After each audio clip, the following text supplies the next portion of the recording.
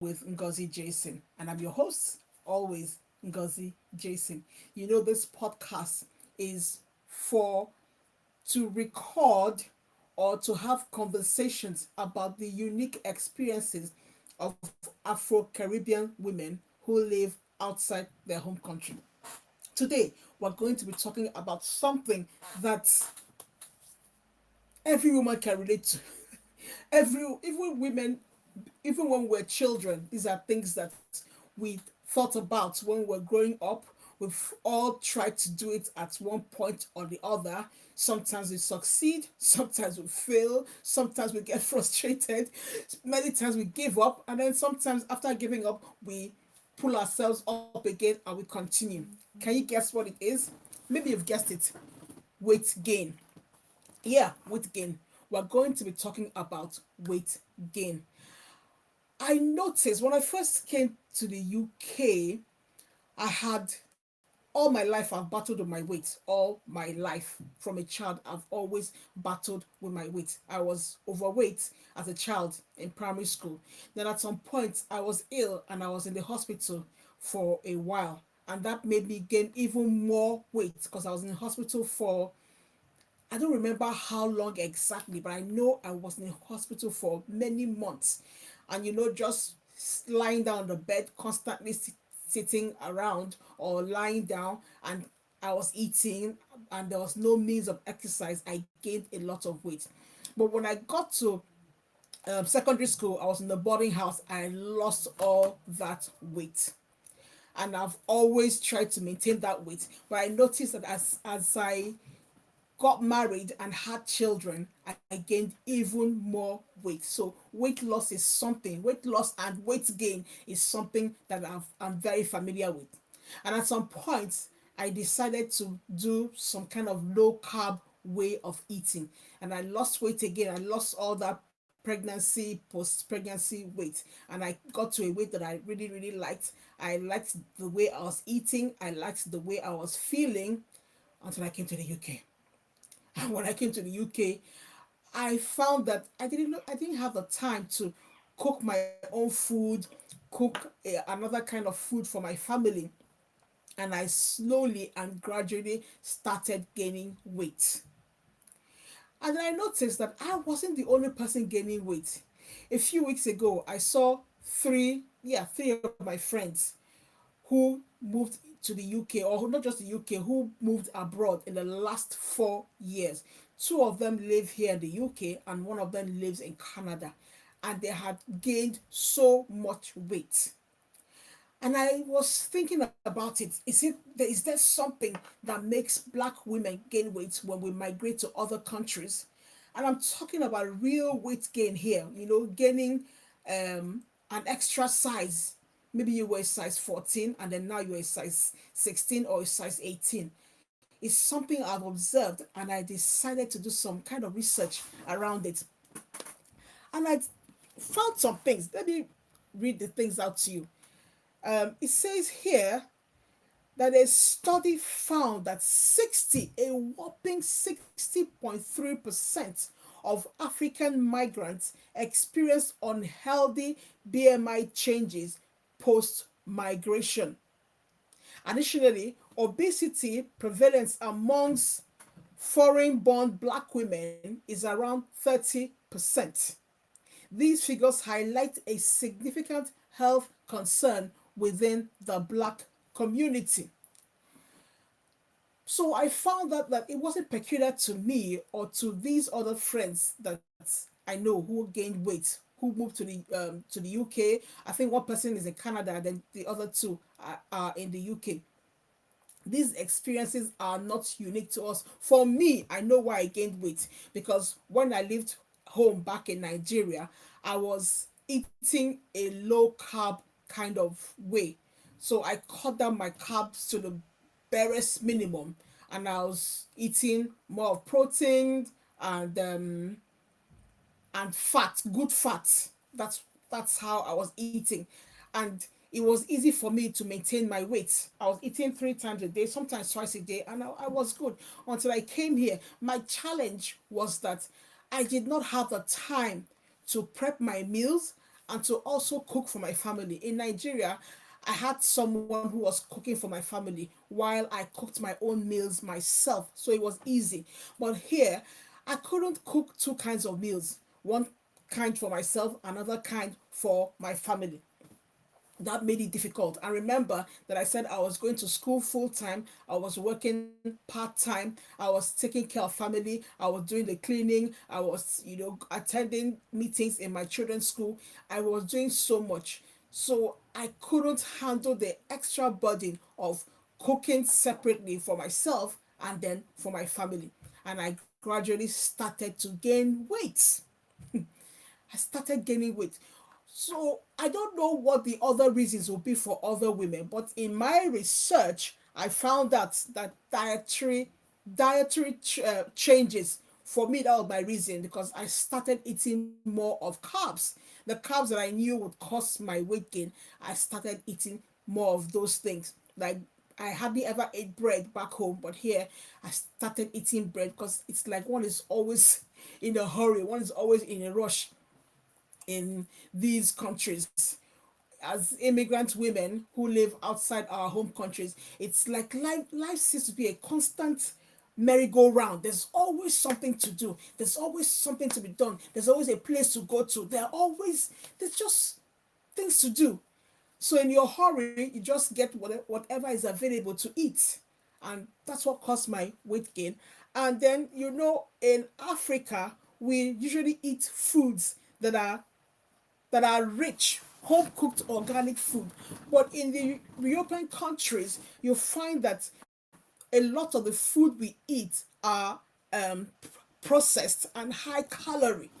You find that the foods that are more organic, or the foods that are healthy, cost more, which isn't the case in Africa.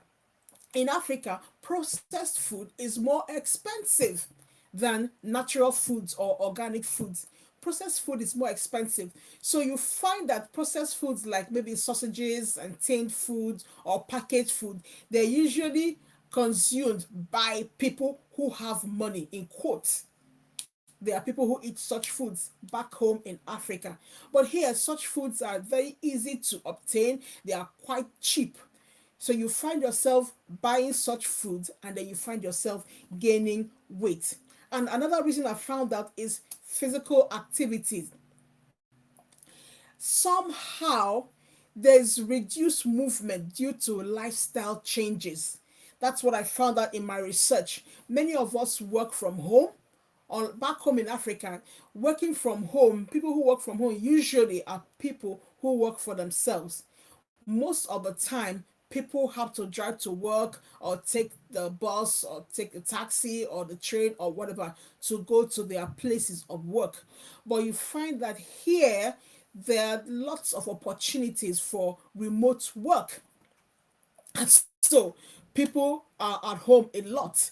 And aside that, especially in Europe, transportation is very, very easy.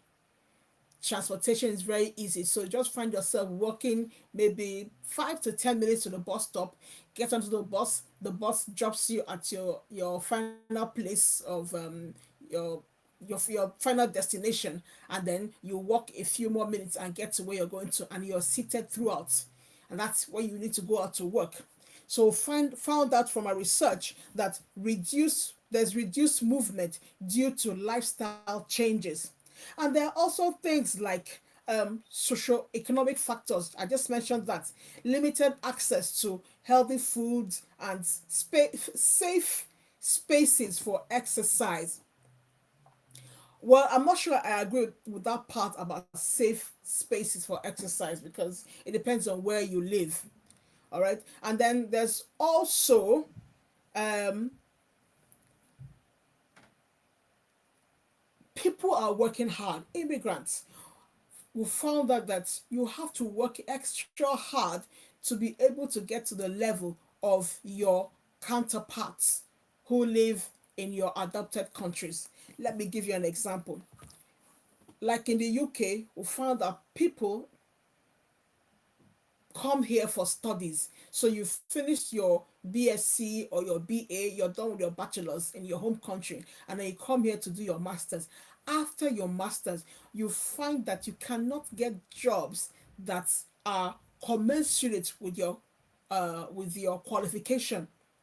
So you find yourself doing jobs that are not up to the level of your educational qualifications, and then you're busy trying to make ends meet. You're working two jobs. Sometimes I hear some people do like often even up to three jobs, and you're so busy you don't have time to take care of yourself, and you're eating whatever you find available. You're eating at odd times. Somebody comes back from work at maybe 9 o'clock. You get back home at 9 o'clock, 9:30, 10, 10:30, and when you get back home, that is when you start to eat. This is a big issue in the black community amongst black African immigrants. And I've asked a few African women questions, and they've all given these reasons. After moving, I found myself indulging initially, not I don't do that anymore. In back home in Africa, we hardly eat processed food. Yes, we have fast food, but what we call fast food in back home in Nigeria is not what you recognize as fast food here in the UK. In Nigeria, what we call fast food is just food that you don't have to cook yourself and you just go and buy at a restaurant. We see they still serve rice, they still serve fried rice, jollof rice, coconut rice, they still serve pounded yam with different kinds of soup. That's what we call fast food. Of course, there are some snacks like meat pie, puff puff, all those regular Nigerian snacks. But we hardly ever ate those things. The things that we used to do to give ourselves, a treat. But when you come here, you find that it's easy to get all these fast foods here, like burgers, hot dogs, pizzas, and if you're not able to afford the all these kind of foods in the fast food joints, you can get them even cheaper in the stores. I know you can get store bought pizza for as little as £1 or a little over £1. If you can't afford to buy the pizza that is sold at the pizzeria, in the in the pizza, is it called pizzeria? Pizza Pizzeria. In the pizzeria, I hope I called it correctly. It's because they're quite expensive. You can go to the shops and get the same kind of pizza for a little over £1, sometimes maybe £3 max. And then you find yourself eating unhealthy food just because it's cheap. So when we first came here initially, we found ourselves eating a lot of McDonald's, a lot of KFC, until one day, two times I had the experience. I ate KFC and I got constipated. One particular incident, I was constipated for almost a week. I'd never experienced that in my entire life. I had to go to the GP and they gave me some things to take to help to loosen my bowels. And that's when I said, never ever again. I'm never going to buy KFC in this house. I'm never going to buy McDonald's. Once in a while, maybe once or twice in a year, I could buy it because of my children, but it's never going to be something that we're going to eat regularly in our home. So when I noticed that, imagine for those who are buying it regularly and consuming it regularly, how much weight they would gain. Another thing again is the lack of familiar foods. You know how expensive our African foods can be when you travel abroad. Things you can easily get in your home country, when you come to your adopted countries, they are so expensive. And because they are so expensive and you're trying not to spend so much money, well, you find yourself eating whatever it is that you can see, and you start to gain weight. So now that I've given you the problems, the challenges, and the causes of these problems, what is the way forward? Let me use myself as an example. Yes, I've gained weight. Before I came here, I was a size 14. Don't ask me how much I weigh because I don't like to weigh myself. I don't weigh myself. I only check how much weight I've gained by my clothes. So when I first came here, I was fluctuating between a size 14 and a size 16, and I was happy with that. But as we came here, I fluctuate between a size 16 and a size 18. In fact, I tend more towards the size 18. So it depends on the manufacturer of the clothes. What I started doing for myself is that I stopped worrying myself about weight gain, because we have already enough challenges as women of African descent in our adopted countries. There are so many challenges, and I don't want weight gain to be one of them. So I stopped bothering myself about how much weight I'd gained. What I started doing said I changed my mindset. I began to think more about being healthy rather than trying to lose weight. So I started lifting weights, just a little weights. I'm not doing 20 kg or 30 kg. I was doing five, sometimes I'll do five, sometimes I'll do eight, sometimes I'll do 10. I found that 10 kg was just too difficult for me, so I stopped.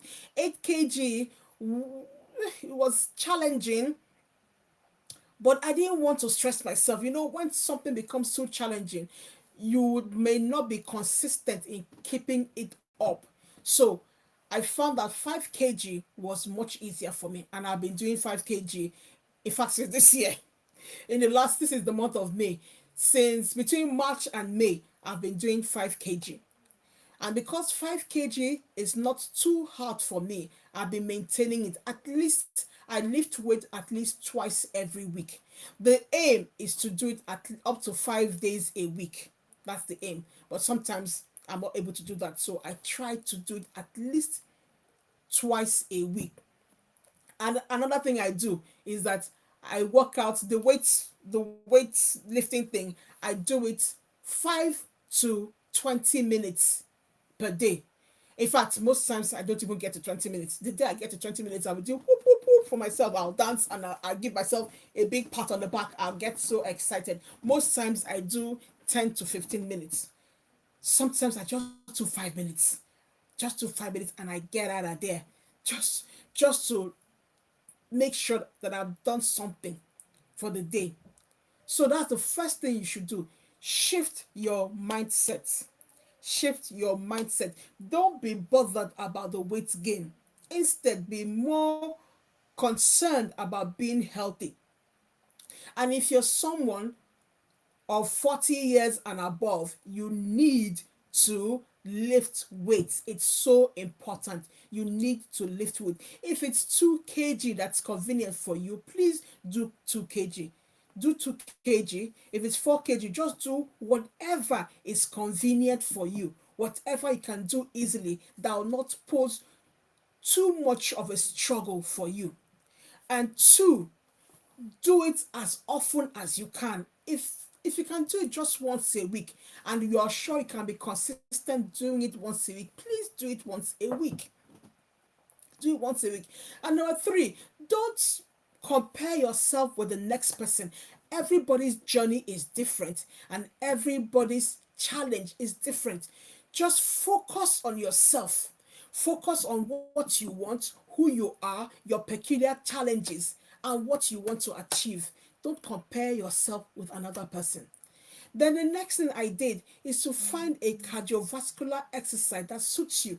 If you like to dance, please dance. If you like to jog, please jog. Although it's been said that if you're 40 years and above, jogging may not be the best cardiovascular exercise for you. I don't know. I haven't done the research, but that's what I've read. I don't know how true it is. I personally don't like to jog. I don't like to jog because I don't like the way I feel when I jog. I like to dance. I like to take walks. I enjoy taking long walks because they help me mentally, they help me spiritually, and they help me physically. So find the cardiovascular exercise that works for you and do it regularly. Like I said before, it's not how often you do it, but how consistent you can be at doing it. If doing it once a week is fine for you, go ahead and do it. Start with once a week. Start with once a week. And if once a week is good for you, please, my sister, by all means, go ahead and do it. go ahead and do it. And at this point, I'm just going to pause for a few minutes, and then give you a word from our sponsor for this episode. Our sponsor for this episode is Nurture Kits. Nurture Kids is our sponsor for this episode. You know how we're always looking for ways to keep our children rooted, confident, and heard, especially as we raise them far from home?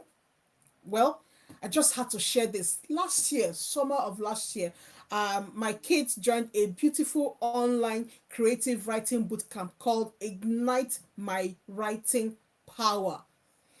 The boot camp is called Ignite My Writing Power, and let me tell you something, it did something magical for them, especially my daughter. My daughter is an aspiring writer, and it wasn't just about spelling and punctuation, it was about voice, about helping our children speak up, write boldly, and see their words as power. The woman behind it, Ndidi Adekunle, is a brilliant educator who just gets it. Really, she does. And I'm not just saying it, I believe she does.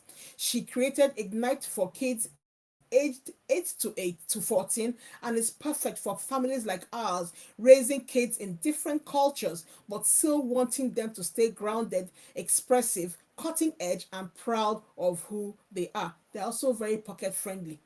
So if you're looking for something meaningful for your child this summer of 2025, check it out. You'll be so glad you did. If you want to know more about Nurture Kit, you can get in touch with Ndidi Adekunle herself on her WhatsApp number. Her WhatsApp number is +234 8026 500020. Let me take her number again. Her WhatsApp number +234 8026 5000. That's three zeros and 20.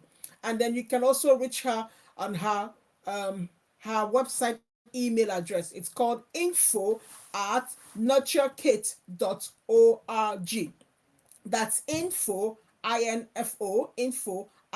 nurture, NURTUREKIT, info@nurturekit.org. That's our website. Reach out to Ndidi Adekunle if you want your child to do something creative this summer. Yes, so that's it. All I can tell you about this weight gain, I found that I was thinking initially, is it fact or fiction? Do women of African descent actually gain weight when they move abroad? And after my research, I found that it is actually fact. It's not a myth, it's not fiction. Women of African descent do gain weight, at least in the first few years of their migration journey, until they are able to stabilize and have a structure. Then they're able to be more careful or more intentional. I don't like to use the word careful, become more intentional about their health. While weight gain can be a part of the immigrant experience, it's not inevitable, meaning that you don't have to gain weight. By understanding the contributing factors and implementing proactive strategies, we can prioritize our health. We can, and well-being. Remember, you're not alone on this journey. If you have any results, maybe you've been living abroad, you're an immigrant woman of African descent, you have a story of how you gained weight and then you lost the weight and kept it off, please tell us. For me, I found that I keep fluctuating. I lose, I gain, I lose, and gain, but I've not come back to the weight that I was when I first came here. The only thing I've been able to do is to keep my tummy down a little bit, and I think that's because of the weights I've been lifting. I mean, like I said before, if you're a woman of 40 years and above, you really, really need to do some weight lifting. whether you're using your body weight for it, or you're using some tools like dumbbells, or what do you call those things, kettle weights, I think that's what they're called. Whatever you're doing, whether you're working out from home, or you have to go to the gym, whatever. If you're a woman of 40 years and above, you need to lift weights. Even in your 30s, you still need to lift weights so that you can retain your muscle. And they say, don't quote me here because I don't know, but I've heard them say that muscle, it's difficult to, when you have muscle, it's difficult to get fat, get some fat. See, if you're watching on YouTube, you can see me pushing the jiggles on my arms. It's difficult to get fat when you have muscle. So, and then as you're getting older, they say that you lose muscle mass. So you need to lift weights in order to gain your muscles back.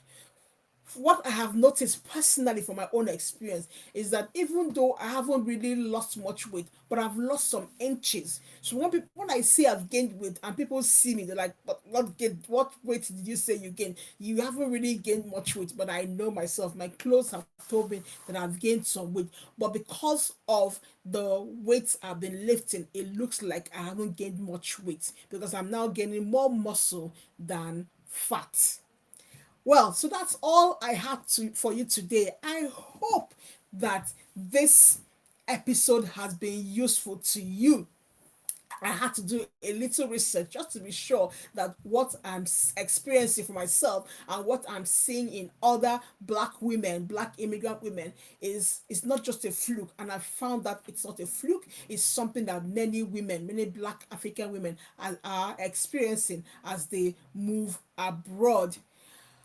Thank you so much for listening today. If you're listening on Spotify, and for watching, if you're watching on YouTube, remember that if you're an immigrant woman of African descent, no matter what part of the world you're from, whether you're from the Caribbean or you're from Africa, as long as you're of African descent, if you have any success story, no matter how small that success you think it is, no matter how small you think the win is, a win is a win. Success is success.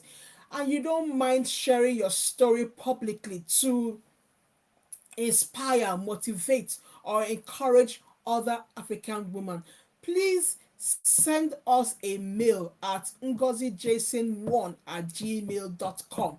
That's ngozijason1 at gmail.com. Send us a mail. Tell us who you are. Tell us what your win was, and we'll get in touch with you and have a chat with you. And then will interview you on this podcast. This podcast is for me, but not just for me. This podcast is for you. If you're an immigrant woman of African descent, your win is our win.